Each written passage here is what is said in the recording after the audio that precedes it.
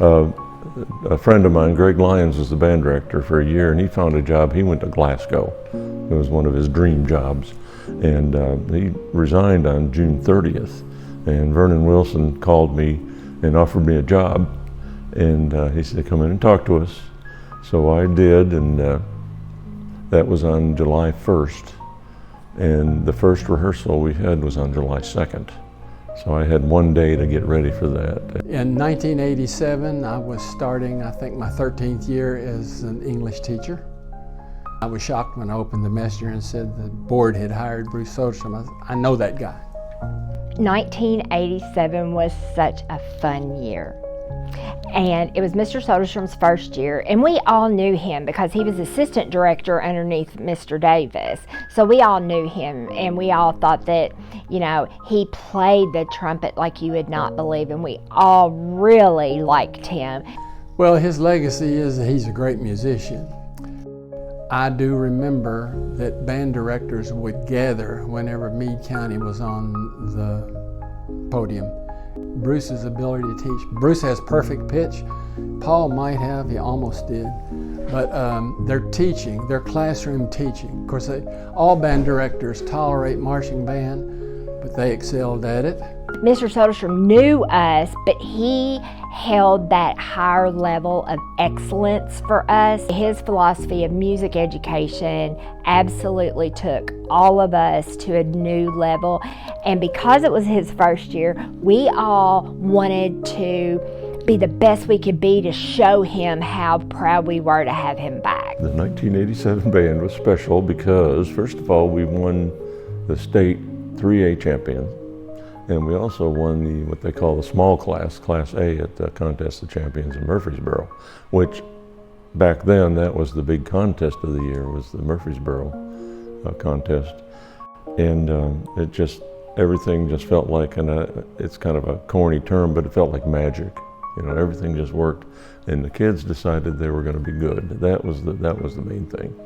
You know, no matter what you do, if the kids don't decide that things are going to work, then it doesn't matter what you do. Band students, like choral students, like athletes, require investments of large amounts of time outside the classroom periods. They have hours after school. They have a lot of weekends. Their parents have a lot of hours. They have to transport them. And it's a tremendous involvement, and it just makes good citizens out of them because they have to learn about teamwork. You put 100 people on the field, or 75 or 150, doesn't matter what it is, but if everybody's marching to his own drummer, the old saying, then you don't have a team, you don't have a band. I remember being at home and practicing, and the kids in the neighborhood would be like, is she ever gonna quit? Like the year that I twirled rifle, there was a bald spot in the yard where I always stood. And that year, I remember the inside of my bottom lip was cut because I had worked so much on it. The first contest we went to was over at North Hardin, and we won that one. It was really, you know, the first contest out, and everybody was pretty happy about that, of course. And of course, I was too. The second contest we went to, we were up against George Rogers Clark, who was one of the strong ones. They were second in the state, I think, back then. And finished the contest, and we won music over them. And the next rehearsal, the next Monday, when I said, all right, let's play a scale. Their horns came up, and I said, these kids are proud. You can just tell that, you know, they had this, we know how to do this, don't we? So it was a good feeling. To be a champion band, the attitude, really. I mean, you've got to, you know, they used to say, well, you got to want to win. No, everybody wants to win. You got to want to work to win. And I think they did that, you know. I wouldn't want to say every rehearsal, but it was, you know, most rehearsals, it was, they wanted to work to win. And when something wasn't working right, You know, they said, well, you know, they came and said, we better do that again. We had a set where it just moved across the field and the whole picture moved like that. And this one kid said, maybe we should have a chalk line and snap that down. And so he brought it and we did that and snapped everybody's thing, and it worked like a charm. So, you know, the kids were really thinking about what to do too.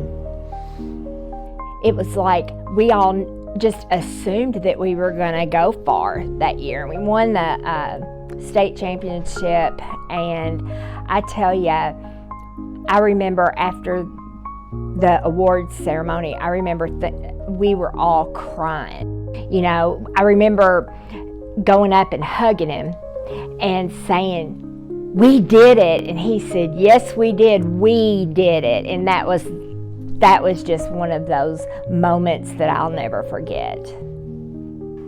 Well, of course, you know, we got front page on the Messenger when we did that, and we used to have this saying where we just said "eyes with pride," and I think that kind of brought that up. They realized that, you know, we can do this. And it was sort of a reboot to the program, and it continued the expectations.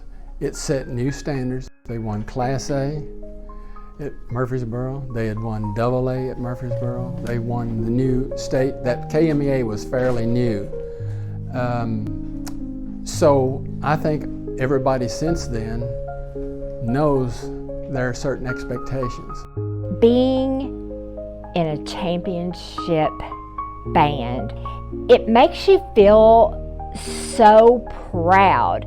And I remember when we came back from that, we were coming into Brandenburg. It could make me cry now.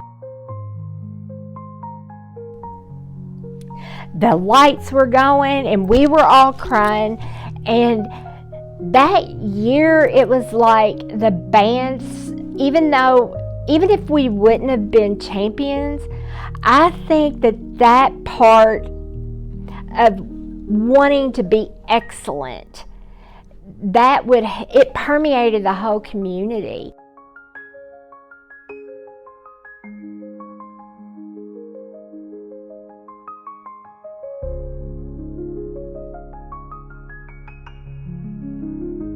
I think old Bruce had a tear or two also in that.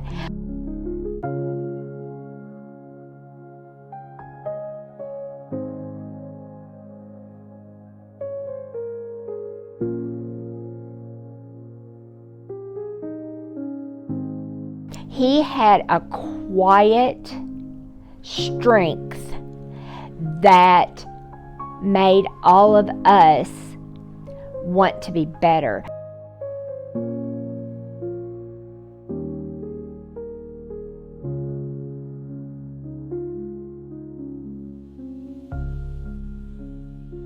And you can go to a football game and listen to parents from different generations commenting about the band. You know, we have a good band now because it's continued. I don't think in the 50 years I've been around that there's been a bad band. Now, some win more than others and place more than others, but we've always put something on the field that people are proud of.